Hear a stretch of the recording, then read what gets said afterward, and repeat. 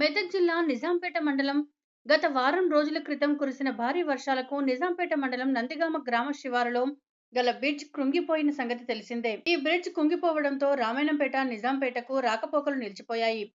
దీంతో ప్రయాణికులు తీవ్ర ఇబ్బందులకు గురవుతున్నారు. దీంతో ఆర్ఎన్బి అధికారులు ప్రత్యామ్నాయంగా తాత్కాలిక తార్ రోడ్డును ఏర్పాటు విషయంలో జాప్యం చేస్తున్నారని, త్వరితగతిన పనులు చేపట్టి ప్రయాణికులకు అందుబాటులోకి తీసుకురావాలని అన్నారు. రామన్పేట్ టు నిజాంపేట వెళ్తుండగా నందిగామ వద్ద ఉన్న బ్రిడ్జిని అది మొన్న డ్యామేజ్ అయింది.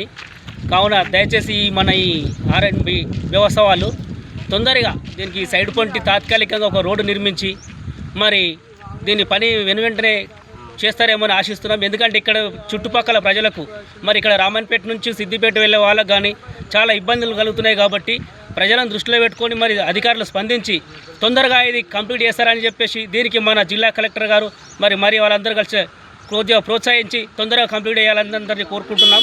చాలా ఇబ్బంది కలుగుతుందని